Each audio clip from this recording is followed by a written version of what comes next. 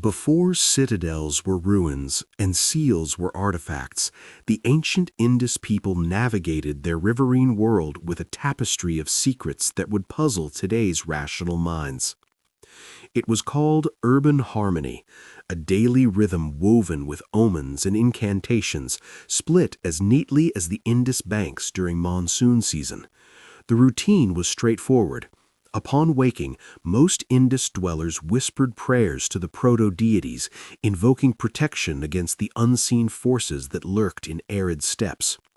Then, throughout the day, they'd pause for what can only be described as auspicious safeguards. This wasn't seen as paranoia, it was just how life flowed. The watchful hours between tasks were viewed as essential, practical, and sometimes delightfully communal. People used this time to consult pictographic seals, sprinkle protective grains, or check their terracotta figurines, because nothing disrupts your day like wondering if a drought spirit is eyeing your granary. And yes, this was also prime time for community rituals. Indus artisans and household keepers noted that the mind was clear and attuned during these moments, which sounds like a subtle way of saying too relaxed to question the gods. So, if you ever thought you were thoughtful for avoiding seasonal floods, just know your ancestors were setting the bar with unicorn motifs and sacred peepal trees. The evening would follow this interlude, winding down until starlight. Everyone from rulers to farmers embraced this mystical cadence. Even enigmatic artifacts like those from Harappa casually referenced it. Which means that yes, even in ancient bricks, people were noting the importance of warding off environmental whispers. Curiously, modern anthropology suggests these enigmas might align with natural human instincts for pattern seeking. The ritual cycle matches how our brains process uncertainty without modern science. So, the next time you cross your fingers at midnight, don't fret. Just murmur, "Ah yes, the ward has begun," and go polish a symbolic stamp. It wasn't until later eras with Aryan migrations, Vedic lamps, and the rise of skepticism that humans began to enforce the idea of logic over lore, as though beliefs were a timed debate. In the ancient Harappan world, encountering an omen midday wasn't a flaw, it was the norm, and everyone followed it whether they understood it or not. Let's talk about dwellings, or rather the Indus version of them. In our era, we fuss over smart homes, ergonomic furniture, and ambient lighting. In ancient Mohenjo-Daro and Lothal, a home was often a baked brick house of mud and timber, stuffed with charms that once warded off malevolent forces, now faded under the sediments of time and unspoken fears. The typical citizen abode featured reed mats known as sleeping platforms. This was literally rushes or straw bundled into a low frame, if they had the means for one. If not, it was just mats on the floor, possibly dusty, possibly shared with a sacred animal. These platforms weren't luxurious, but they beat the alternative of monsoon-soaked plains. Reeds were abundant, insulating, and good at absorbing river moisture. They were also prime spots for hiding protective amulets, soapstone seals, and the occasional wandering beetle, which turned resting into a lesson in cautious repose. If it rustled, you ignored it. If it pinched, you shifted gently and hoped for divine favor. If a family had more resources, or at least a sturdy roof, they might elevate the mat onto a brick base. This didn't transform the experience much, but it did lower the odds of waking to a snake in your sandal slightly. Cotton cloths were a common comfort. Most slept in light tunics worn all day. Nightgowns weren't invented, and neither was solitude. Entire families, kids, parents, perhaps an elder, all slumbered together in the same room, sometimes on the same mat pile. If you overheated, you could always nudge into your sibling's space. Elites naturally had grander setups, elaborate beds with headrests, woven blankets, and screens to block drafts and hopefully evil eyes. These beds were so prized they were buried with owners. You didn't inherit gold, you inherited Aunt Saraswati's curiously carved wooden rest. Still, for most Indus people, a home wasn't for ease. It was a fortress against chaos, to evade floods, and maybe, just maybe, to envision being prosperous enough to sleep without whispering wards against the god of aridity. When we say lucky charm today, we think of a cereal or a rabbit's foot keychain, maybe something whimsical with a grin and a questionable backstory. But in the ancient Indus Valley, a charm wasn't trivial. It was an amulet, a tangible, often elaborate piece of steatite or copper meant to shield your soul from dissolution in the afterlife while you navigated daily perils. You see, protection wasn't the forte of Indus architecture. Brick walls, thatched roofs, and doorways of wood didn't stand much against sandstorms. And divine favor? That was called a humped bull. So, to guard their essence, especially since spirits escaped quickest through dreams, Indus folk embraced the humble amulet. These charms varied in forms and sizes, but the iconic seal was stamp-shaped, symbolizing trade, like the proto-Shiva figure. They were typically crafted from steatite, terracotta, or whatever shard of magic could be spared without offending the river gods. For men, it was a vital tool. For women, it often doubled as jewelry, which also served to uphold modesty and conceal hair that hadn't seen a ritual bath since the last harvest festival. But beyond safeguarding, amulets carried cultural heft. In some citadels, the swastika ward was expected on everyone at all times, yes, even in repose. And the piece could be inscribed or colored to show a community's status or piety, because nothing declares prosperity like retiring with a mini deity on your chest. In urban hubs, the amulet even signified being at ease. If you greeted someone wearing one visibly, it was a polite Indus nod of, "I'm protected from the Asuras," and yes, this bauble implies peace. Of course, amulets were paired with loincloths, essentially loose garments. Picture an Indus trader minus the dramatic quest. Attire wasn't ornate, but it was functional, cottony, and occasionally blessed. Today, sharing a meal with strangers is mostly for conferences, awkward dates, or that rare hostel mishap. But in the ancient Indus Valley, this was utterly routine and far from elective. Let's say you're a traveling merchant, a pilgrim, or just someone whose ox cart stalled halfway to Dolavira. You seek a granary, a modest brick structure at best, and request lodging. What you receive isn't privacy, or a cot, or even a swept floor. What you get is a spot on a mat already occupied. Indus compounds functioned like communal havens rather than solitary retreats. Seclusion wasn't anticipated.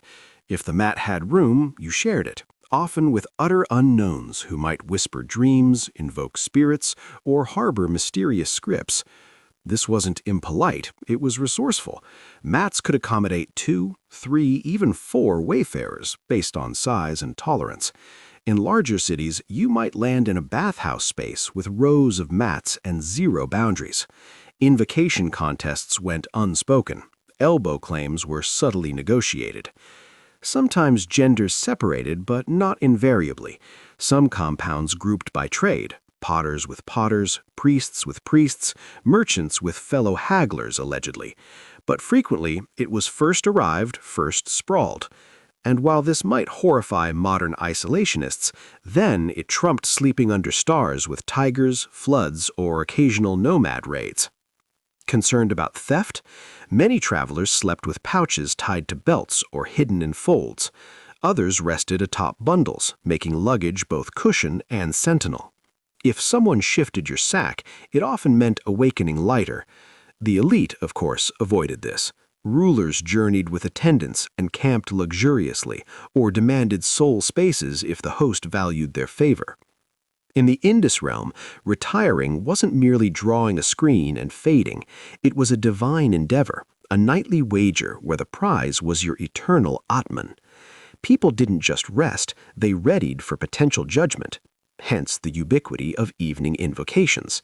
Forget aromatherapy or soothing apps, Indus sleepers unwound with offerings, chants, and soul-purifying hymns just in case they crossed to the beyond between dusk and dawn. The notion was plain. You could depart at any instant from ailment, curse, deities, or most perilously being past 30 in the Bronze Age, so you'd better intone your rites, not for solace, but because the unknown was daunting and you didn't want to arrive unprepared, unanointed, and spiritually unkempt. One prevalent verse, "If I should pass before dawn, I beseech the great bath my soul to claim."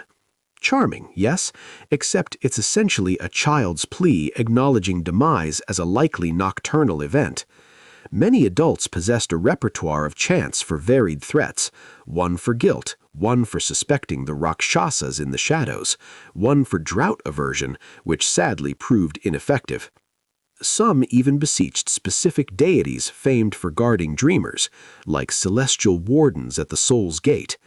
The truly pious, overseers, elders, and anxious traders concluded days with Vespers, the final rite before silence. After Vespers, they observed quietude, which wasn't challenging as all were fatigued, undernourished, and mildly wary of night. Children, too, were urged to chant, partly for their essence, partly to occupy them beyond querying why the bull was on their mat again. Parents noted that gods watched, which seems endearing until realizing it's less protector and more divine oversight. In essence, pre-sleep rites were less about tranquility and more about 11th-hour safeguarding. View it as ancient warding spells. You trusted they functioned, even if the mechanics eluded you. In contemporary times, visions are often brushed off as subconscious gibberish, anxiety, excess millet, or your mind sorting chaos in obscurity. But in the ancient Indus Valley, dreams were regarded gravely, as in cosmic implications grave. Dreams weren't mere dreams. They were deemed missives from gods, ancestors, the unseen, your jiva, or possibly that odd seal you touched last market day. Some were prophetic revelations, others infernal lures. Regardless, you were expected to heed and perhaps record or confess or purify for days to be secure. Elders, scribes, and self-styled seers devoted surprising time to deciphering dreams. Whole terracotta tablets were devoted to interpretations. Dreamed of fire might be chaos, water, renewal, or inundation. Dreamed of a humped bull trader? Summon a citadel expert promptly and perhaps relocate. Indus folk held that what transpired in dreams counted because your soul roamed while you slumbered. This implied dream deeds could expose concealed transgressions or spiritual flaws. That awkward dream about pilfering beads, perhaps your inner self admitting worldly greed or just famine. But confess anyway to err safe. Citadel folk often noted dreams and shared with superiors. Some were lauded for sacred visions in sleep, others advised to avoid dates pre-bed. Naturally, dreams weren't solely mystical enigmas, they fueled narratives too. Indus lore brims with dream sequences where heroes meet deities, demons, or allegorical beasts reciting wisdom. Dreams were essentially the scripted epic, but with more symbolism and fewer resolutions. The Granaries, predictably, were cautious. Not all dreams were holy, and some were thought sown by chaos gods to corrupt the pure. If you envisioned something impure, it might mean your essence was besieged, or you dozed too near kiln fumes again. In today's world, some let pets in bed. It's snug, if sometimes odorous. In the ancient Indus Valley, sharing with animals wasn't quirky, it was a spiritual tactic. Let's begin with fundamentals. Indus homes weren't comfort-built. Brick and mud, no seals, drafts fierce as desert winds. Sacred warmth? That was the family goat. In humble houses, humans and beasts often cohabited the same space, sometimes the same mat, and frequently the same reed bundle. Geese roamed, dogs nestled at feet, bulls lowed by the hearth, and if fortunate, none scratched during night. This wasn't affection, though Indus revered animals. It was harmony.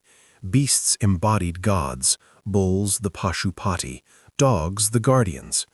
They were divine, reliable, and unlike kin, didn't claim the best spot. A dog could ward spirits. A fish in the corner might elevate sanctity by a notch, which in monsoon season felt miraculous. Indus homes, especially modest ones, often had one room for all: cooking, dining, resting, occasionally rites. Kids might nestle between parents and a sacred humped bull. A goose could alarm at dawn. Hygiene? Best not probe. For affluent families, this lessened. Elites didn't typically slumber near livestock, though they might have favored dogs abed. Not for divinity, but for prestige and pest control. Some citadels had separate quarters for holy animals, because nothing says authority like a bull with its own stall and title. Drawbacks existed, of course. Beasts can be noisy, they wander, and historically they're not famed for boundaries, but Indus adapted. A beak poke at midnight? Just bedtime norm. If you've shared a citadel and thought, this is excessive, meet the ancient Indus Bathhouse dormitory, where ease went to meditate under vows of eternity. Bathhouses shunned personal space, or luxury, or frivolity, really. The standard dormitory housed dozens of keepers in one vast hall, arranged neatly like devout sentinels. Beds, if termed so, were brick slabs, sometimes with reed mats if the high keeper felt benevolent or it was a holy day. You slept robed, not for decorum, but because dressing in dark for dawn rites was more arduous than bedding prepared.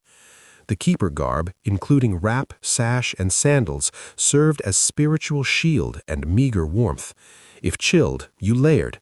If warm, well, no, you endured. No cushions, no dividers, and no chatter. Silence was mandated, not optional, under the proto-deity's rule. If you shifted and sighed too audibly, you might draw purification duty for a week. Lowing bulls, however, were tolerated. You couldn't control them, but if disruptive, the gods might note, or at least your brethren would. Illumination was sparse, one lamp perhaps. You didn't need sight, you needed stillness and purity. That was the aim. Despite austerity, keepers believed sparse beds prepared for eternity. Denying flesh honed the soul. Rest wasn't delight, it was duty, scheduled like offerings. Some keepers even slumbered upright to shun indulgence or visions or ease. Compared to this, commoner reed piles and lowing bulls seem opulent. At least the bull didn't judge. Let's discuss something that would appall modern resters. Rising willingly at midnight, not for relief or scroll, but for ritual. Chanting, chilled, lamp-lit ritual. In Indus bathhouses, this was standard. Keepers followed strict schedules based on stellar hours, including dawn service. And by dawn, we mean deepest night, when even stars pondered awakening. The conch would sound, often blown by the unlucky, and the hall of robed, rest-deprived souls would file to the great bath in hush, and yes, still garbed, because keepers shunned nightwear. The only system they trusted was divine. In the sanctuary, by flickering lamp, amid brick echoes, they'd chant hymns, offer grains, and strive not to doze standing, which was genuine concern. Artifacts show keepers disciplined for nodding mid-rite, usually with extra duties or chants. Dozed in dawn rite, now lead the next. Services could span hours, zealous orders extended to 3. Imagine maintaining devotion while your belly recalls dinner was barley and a lesson and your form fades. After, keepers might return for second rest, or in strict bathhouses proceed to study or labor, because nothing declares piety like crafting seals on fragmented repose. Why so early? To dedicate night's purest part to gods, undisturbed by daylight's lures, heat, or cycles. It symbolized devotion, or at least once you overcame numb toes, smoke, and the off-key hymn from Brother Ravi. In our time, resting solo is often luxury, signifying independence, peace, or blanket control. In the ancient Indus Valley, solo slumber was dubious, impractical, or outright hazardous. Let's start with basics. Warmth. Homes, as noted, weren't toasty. Brick walls and open vents trapped little heat, and open fire was centuries off. So people shared mats for essence heat, not closeness, but basic thermal need. Children with kin, parents, sometimes the visitor's child if present. It resembled a gathering, but uninvited. But beyond warmth, there was a mystical motive for group rest. Many believed night was when the unseen stirred. Alone in dark, your jiva might vulnerable to temptation or worse, unrest. Others nearby formed a moral shield. If amiss, at least witnesses or first to thwart the entity. For Jung, solo night was inconceivable, not just comfort, but because spirits, deities, and wandering essences filled nocturnal tales. Stories warned against lone rest as a portal to mischief and peril, and unlike modern tales, these ended in vanishings. Even couples often shared with offspring, servants, or guests. Privacy was myth. In fact, two alone on a vast mat would seem wasteful or profoundly suspect. In bathhouse contexts, keepers slumbered communally. Solo assignment was often penalty. Yes, sometimes lone mat was literal chastisement. Indus logic, solitary grants sin chance, group accountability.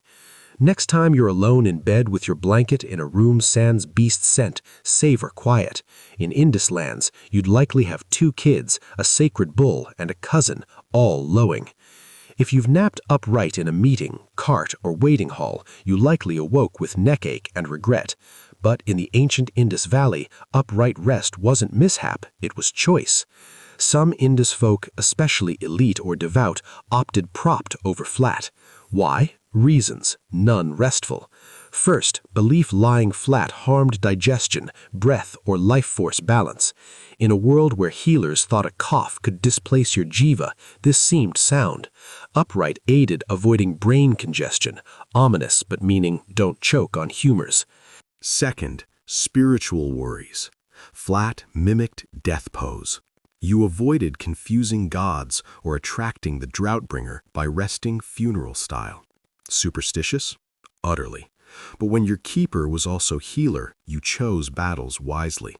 Thus, people often rested reclined, bolstered by pillows, headrests, or carved supports like Indus easy chairs.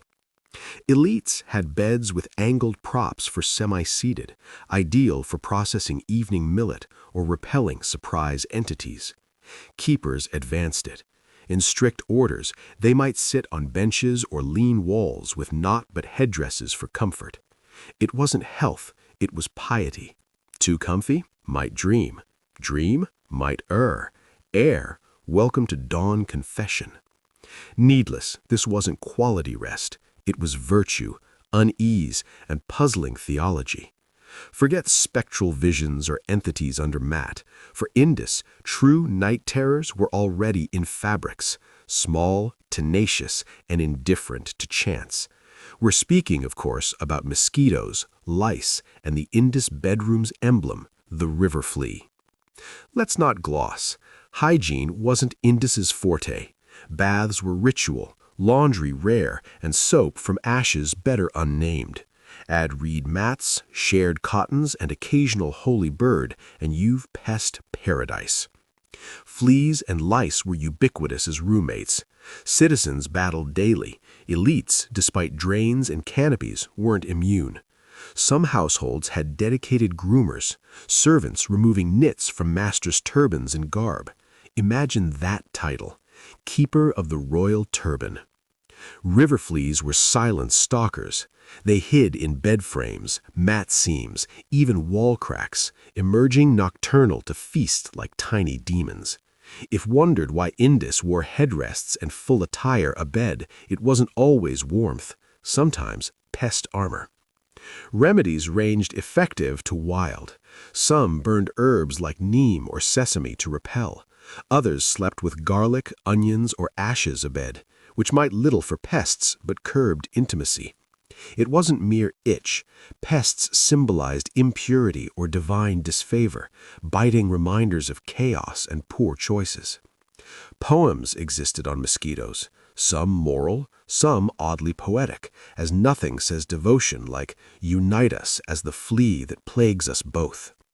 So while modern rest disrupts by alerts and lights, Indus was likely interrupted by scratching, twitching, and subtle shin crawl.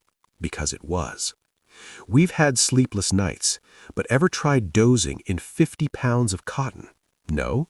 Well, in the ancient Indus Valley, some did precisely that, because nothing says serene dreams like being ready for ritual at rest.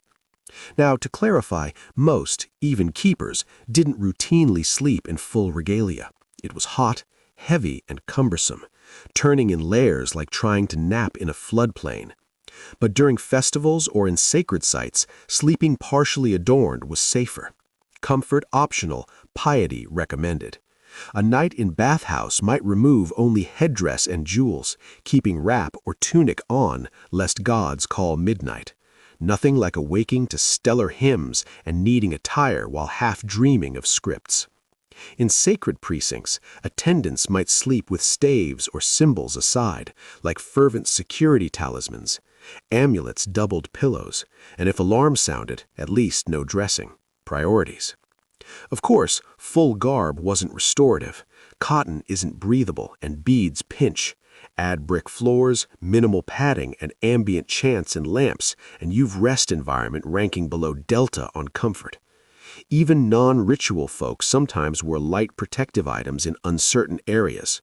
Traveling traders or farmers might doze in anointed cloths, offering slight safeguard and more padding than prayer alone. And garb wasn't subtle. Shift wrong, you might rustle so loud all awoke assuming the deluge arrived. In a time when nightly entities, pest swarms, and bulls abed weren't odd, you might think somnambulism was mere quirk. But no, it was dramatic. In the Indus Valley, if you wandered asleep, people didn't attribute it to fatigue or moon. They assumed possession, curse, or unfinished rite with the pantheon. Sleepwalking, or nocturnal wandering, if impressing the artisan, was misunderstood and feared. Idea someone could rise from mat, shuffle room, stare at seal was less harmless and more unseen rehearsal. Accounts suggest genuine spook from sleepwalkers. Imagine a figure in wrap, lamp in hand, eyes vacant, muttering pictographs unknown while stepping over beasts. You'd think apparition or heretic or both. And per local keeper, exorcism might schedule pre-dawn. Some believed caused by imbalanced life force, especially excess bile, Indus's catch-all for inexplicables. Others thought jiva temporarily freed, leaving the body to amble like an unattended bull. To prevent, they tried herbs to chants, hanging charms, or in rural areas, tying a leg to post. Extreme? Consider homes had open hearths, blades everywhere, and pots waiting overturn. In a curious note, rumors of citadel climbing asleep. Whether exaggerated, fear of leaping dreamers led to lattice doomers and debates if one could sin unconscious. Thankfully, most just paced, muttered, or tried imaginary gates. But if sleepwalked to Bathhouse, locals might see divine sign or call cleansing to cover bases. If Indus life taught anything, it was resting through tumult. Bathhouse conches, storms, bleeding beasts, occasional raid. For the river-shrouded weary, these were ambient. Indus white noise. Start with conches. Bathhouse signals marked sacred moments, dawn, rites, meals, and midnight vigils at 2 or 3 a.m. If near the citadel, dreams soundtracked by blasts. Brain adapted. Conches became lullaby for overscheduled soul. Not just conches, storms frequent, terrifying. No forecasts or sealed doors, every thunder like world end. Roofs leaked, lattices rattled, winds howled like tigers. Still, people rested. They must. Labor didn't pause for wakefulness, nor did farming, chanting, or evading nomads. Speaking which, invasions and cataclysms weren't always rest breakers. In eras, people slumbered through drought, war, even shifts. When carts rolled morn, it was grim alarm over panic.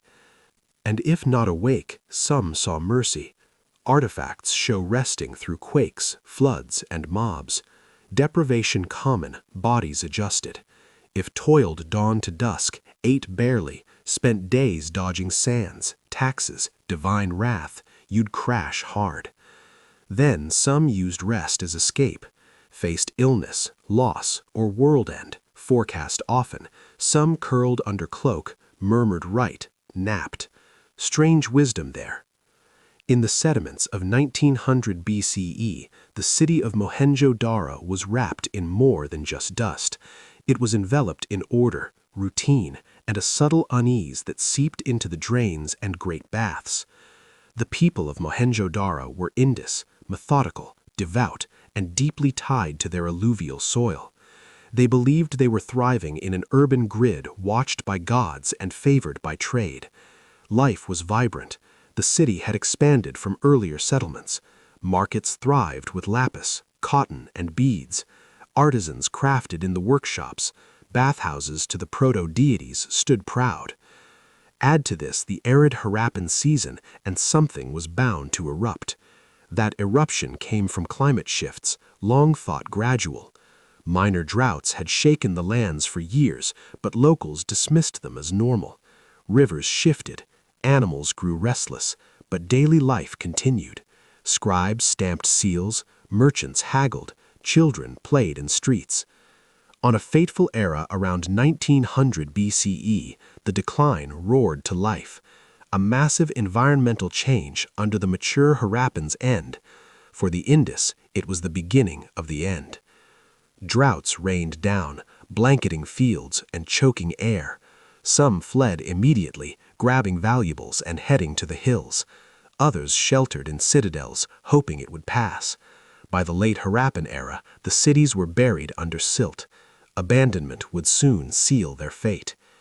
Mohenjo-Daro was a planned metropolis of thousands, a mix of overseers, artisans, and farmers. What was about to happen would preserve their mysteries in bricks, a snapshot of Indus ingenuity frozen forever. What began as rumbles in the climate would soon become silences in the dark, and a legacy of enigma that still captivates the world. Once the decline awoke, its fury spread like wildfire, silent at first, then devastating everything. The initial phase was river shifts, dry channels for seasons. Structures groaned under neglect. People huddled in homes, covering mouths with cloths. They lit lamps against the unnatural aridity, praying to river gods. The first victims were those in the fields, felled by famine or migrated in panic. But soon the horror escalated. Around the collapse, societal surges hit, unraveling everything in decades. Despair reached boiling point.